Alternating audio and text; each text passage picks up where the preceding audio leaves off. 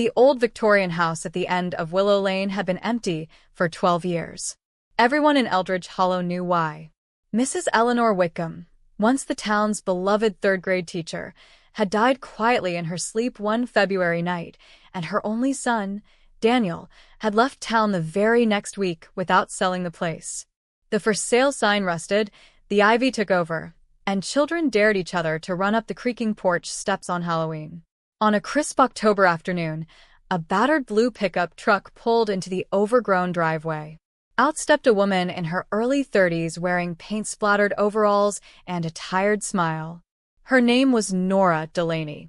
She had bought the house sight unseen at auction for less than the price of a new car because no one else wanted the headache. Nora had exactly one suitcase, a toolbox, and a rescue dog named Pickles who looked like someone had glued mismatched parts together and called it a day. By the end of the first week, half the town knew she was living there with no heat, no hot water, and a roof that sounded like popcorn when it rained. People shook their heads. "City girl," they muttered. "Won't last the winter." But Nora had come to Eldridge Hollow for one reason. She was tired of running. After 10 years of bouncing between foster homes as a child, then another decade of dead-end jobs and louder cities, she wanted roots. Even if those roots had to grow through cracked floorboards and a mortgage she could barely afford. The first act of kindness came from someone she never met. One freezing November morning, Nora woke to find 2 cords of seasoned firewood stacked neatly by the back door. No note, just the wood and a set of fresh footprints leading away through the frost. She cried harder than she had in years, partly from gratitude and partly because she was terrified she didn't deserve it. The second act came from 10-year-old Mateo Ortiz, who lived 3 houses down.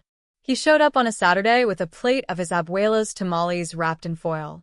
"My grandma says nobody should fix a house on an empty stomach," he announced, rocking on his heels. "Also, she wants to know if you like cats, because we have too many." Nora laughed until she couldn't breathe. She did like cats. Very much. Mateo became her unofficial foreman. Every afternoon after school, he rode his bike over and held the other end of the tape measure, carried scrap wood to the burn pile, and told her which neighbors were the good kind, and which ones still set their clocks by gossip. Winter settled in hard. The ancient furnace gave up completely the week before Christmas. Nora layered every sweater she owned and told herself she could make it until spring. On Christmas Eve, she and Pickles sat huddled under 3 quilts while the wind screamed through the cracked windows. At 9:17 p.m., headlights swept across the living room wall. Then another set. And another. Car doors slammed. Voices rose in Spanish and English. Nora opened the door to find 15 people on her porch carrying crockpots, extension cords, space heaters, and an alarming number of Christmas cookies. Mateo's grandmother, Mrs. Rosa Ortiz, pushed past her first. "We are not letting you freeze, Mija," she declared. "Now move. The men have tools." By midnight, the living room glowed with borrowed heat and borrowed light. Someone strung multicolored bulbs along the peeling crown molding. Children ran underfoot.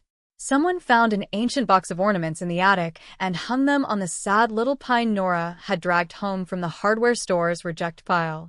Rosa pressed a mug of punch into Nora's hands. "Drink." "You are too skinny." Nora tried to protest that she hadn't bought gifts for anyone, that she barely knew these people. Rosa waved her off. "Kindness isn't a debt, Carino. It's a circle." That night, Nora slept warmer than she ever had in any apartment with working heat. Spring brought lilacs and complications. The roof needed replacing, money Nora didn't have. The bank started sending polite letters that grew less polite. She took extra shifts at the diner, came home smelling of coffee and bacon, and painted walls at 2 a.m. just to feel progress. One May afternoon, an older man in a Red Sox cap appeared at her door, holding a clipboard. "Name's Tom Carver," he said. "I was Eleanor Whitcomb's handyman for 30 years. Heard you bought her place." He peered past her at the half-finished kitchen. "You're doing right by it." He came back the next day with ladders, shingles, and 4 retired friends who moved like they'd done this in their sleep 1,000 times. They refused payment. Tom only asked that Nora save him a slice of whatever pie she baked first in the restored oven. Summer arrived soft and green. The house began to look like someone loved it again. Nora planted tomatoes in the backyard and hung a porch swing she found at a yard sale for $5. In July, a letter came, real ink, thick stationery. Inside was a cashier's check for $20,000 and a short note in spidery handwriting. I was Eleanor Wickham's lawyer. She left instructions that if anyone ever bought this house and stayed through one full winter, truly stayed, not just waited out a contract, this money was to be given with no questions and no obligation. She believed houses choose their people, and people sometimes need proof they've been chosen. Welcome home, Martin Ellison, ESQ. Nora sat on the porch steps and cried again, this time in daylight where everyone could see. Pickles licked the tears off her chin. Mateo rode up on his bike, took one look at her, and wrapped his skinny arms around her without asking why. Fall came again, gold and smelling of wood smoke. On the first Saturday in October, almost exactly 1 year after Nora had arrived, the entire block showed up with folding tables, extension cords, and more food than should legally fit on one lawn. They called it the Willow Lane Block Party, but everyone knew it was really Nora's housewarming. Tom Carver brought his old record player and spun Sinatra until midnight.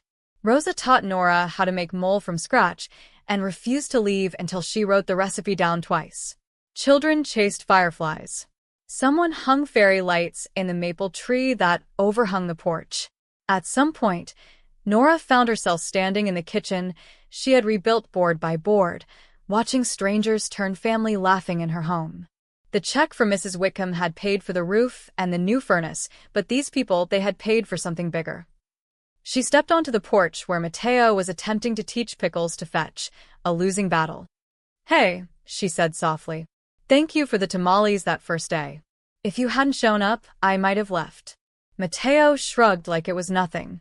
Abuela says the world is just a bunch of people waiting for someone brave enough to need them. Nora looked out at the crowd, Tom slow dancing with Rosa to a scratchy Nat King Cole record, teenagers sneaking extra cookies, toddlers asleep on quilts under the stars, and felt something settle inside her chest like a stone finally finding the bottom of a pond. Years later, when people asked how a broke foster kid with a funny-looking dog had turned the haunted house on Willow Lane into the heart of the neighborhood, Nora always gave the same answer. I didn't, she'd say. I just stayed. Kindness did the rest.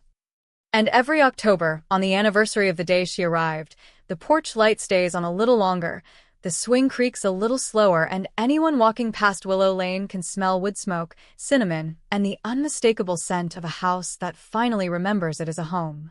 Because sometimes the greatest kindness isn't found in grand gestures or mysterious checks.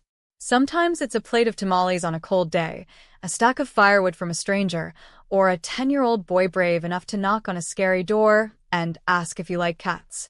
Sometimes kindness is just someone deciding you're worth staying for. And once that circle starts,